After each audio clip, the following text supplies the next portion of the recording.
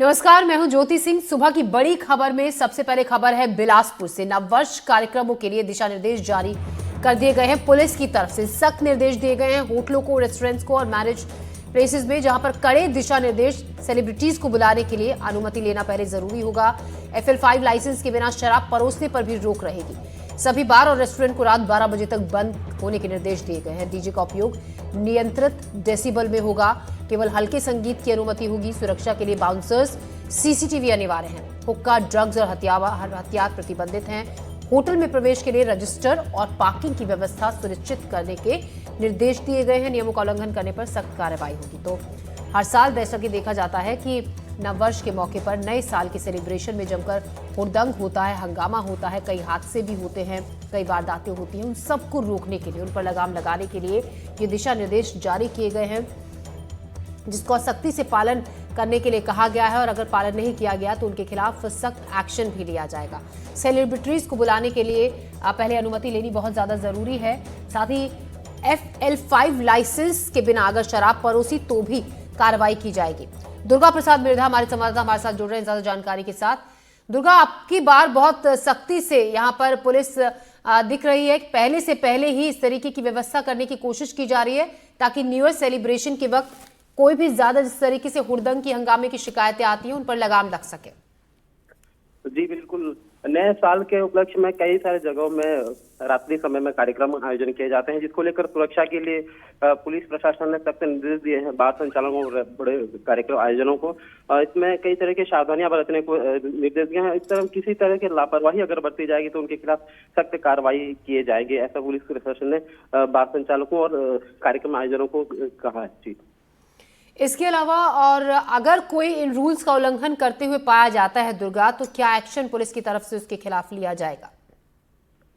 जी, जिस तरह से पुलिस प्रशासन ने गाइडलाइन जारी किया है कि क्या कुछ नियम है और किस तरह का पालन उनको करना चाहिए, अगर उन निर्देशों का पालन संचालकों के द्वारा नहीं किया जाएगा तो उसमें बड़ी कार्रवाई, सख्ती से पुलिस कार्रवाई करेगी। जी, शुक्रिया दुर्गा जानकारी के लिए आपका।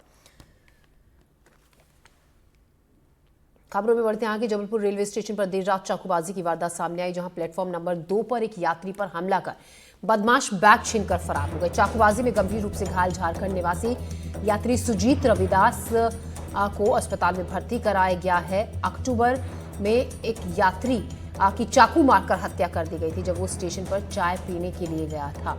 आपको बता दें, भर्ती कराया गया था, जहां इलाज के दौरान उनकी मौत भी हो गई थी अस्पताल में। तो चाकूबाजी की घटना जबलपुर रेलवे स्टेशन पर देर रात सामने आई, जहां पर प्लेटफॉर्म नंबर 2 पर एक यात्री पर हमला कर बदमाश बैग छीनकर फरार हो गए। चाकूबाजी से गंभीर रूप से घायल झारखंड निवासी सुजीत रविदास घायल हो गए, जिन्हें अस्पताल में भर्ती कराया गया है। अक्टूबर में एक यात्री की चाकू मारकर हत्या कर दी गई थी। वो स्टेशन पर चाय पीने के लिए उतरा था। तो सुरक्षा को लेकर कई सवाल खड़े हो रहे हैं। एक व्यक्ति को चाकू जैसे औजार से मारपीट किए हैं। वो व्यक्ति जो सुजीत दास है, जिसे चोटें आई हैं, इसे मेडिकल कॉलेज में इलाज के लिए भर्ती किया गया है। ये सुजीत दास झारखंड का रहने वाला है। बाकी अब इन्वेस्टिगेशन में सब चीज़ें आ जाएंगी, क्या क्या कर रहे हैं। जानकारी के साथ संजीव चौधरी हमारे संवाददाता हमारे साथ जुड़ रहे हैं। संजीव, आए दिन इस तरीके के हादसे होते हैं रेलवे स्टेशन पर। इससे पहले भी एक मामला सामने आया था। कहीं ना कहीं सुरक्षा को लेकर भी सवाल खड़े होते हैं कि रेलवे स्टेशन जैसी जगह भी सुरक्षित नहीं है लोगों के लिए। बिल्कुल, ये जो आसपास नशे के लोग घूमते रहते हैं। पिछली बार भी जो हत्या की गई थी वह नशे के लिए पैसे मांगने के लिए की गई थी। और ये रात को 12 बजे जो सुजीत ऑर्डिनेंस फैक्ट्री जबलपुर में ही कार्यरत है, अपने घर जा रहे थे छुट्टी खत्म होने पे, तो इनके साथ जो सामान था उसको लूटने की नीयत से ये लोग पहुंचे थे। और इन्होंने जब इसका सामान लेके भागने की कोशिश की तो इसने बचाव किया और इसी बीच विवाद हुआ और धारदार हथियारों से इसके ऊपर हमला किया गया। विवाद की असली वजह जो है वो सुजीत के होश आने पर ही पता चल पाएगी। अभी तक पुलिस आरोपियों को पकड़ नहीं पाई है और प्रकरण दर्ज कर लिया गया है। पुलिस बता रही है कि उसने आसपास जो क्षेत्र के कई सारे संदेहियों को भी हिरासत में लिया है, पूछताछ की है, लेकिन मुख्य आरोपी कौन है अभी तक यह नहीं पता चला है। जी, तो पुलिस अभी पूरे मामले की जांच पड़ताल कर रही है। मुख्य आरोपी के बारे में अभी कोई सुराग नहीं मिला है। शुक्रिया संजीव जानकारी के लिए। इससे पहले भी इस तरीके के कई हादसे रेलवे स्टेशन पर हो चुके हैं। सक्ती जिले में किसानों को धान बेचने के लिए काफी दिक्कतों का सामना करना पड़ रहा है। यहां पर धान खरीदी केंद्रों पर धान का उठाव नहीं होने और बारदाने की कमी के चलते किसानों को बहुत परेशानी हो रही है। किसानों को टोकन भी नहीं उनका काटा जा रहा है, उनको दिया जा रहा है। मौसम के मिजाज को देखते हुए भी किसानों की चिंता बढ़ गई है।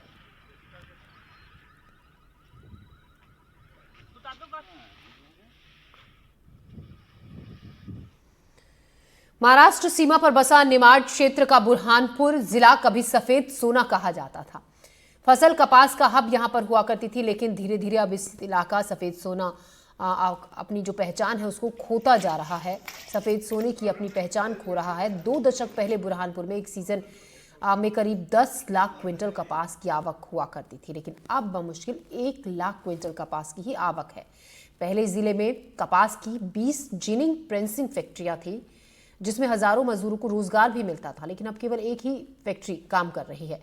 एमपी में कपास पर सबसे ज्यादा मंडी टैक्स 1 रुपए प्रति सैकड़ा लगता है। मंडी टैक्स और 20 पैसे निराश्रित टैक्स लगता है। एमपी की तुलना में महाराष्ट्र और गुजरात में कपास पर मंडी टैक्स काफी कम है। गुजरात और महाराष्ट्र में कपास की जिनिंग फैक्ट्रियों को रियायती दरों में बिजली दी जाती है, लिहाजा कपास के व्यापारियों ने बुरहानपुर में अपनी कपास की जिनिंग प्रेसिंग फैक्ट्रियां बंद कर गुजरात और महाराष्ट्र पलायन कर दिया। केंद्र सरकार की कपास खरीदने वाली एजेंसी सीसीआई यानी कि कॉटन कॉर्पोरेशन ऑफ इंडिया ने भी 5 साल से बुरहानपुर में किसानों से कपास खरीदनी बंद कर दी। बुरहानपुर सफ़ेद सोना यानी कपास का हब था, लेकिन अब ये धीरे धीरे खत्म होते जा रहा है। हम कपास उत्पादक किसानों से ही पूछते हैं कि पहले क्या हुआ करता था और अब क्या हाल है और उसका कारण क्या है। देखिए, एक समय था आज से 15-20 वर्ष पूर्व, यहाँ पर बम्पर मात्रा में कपास का उत्पादन किसान लेते थे और यहाँ पर कम से कम 8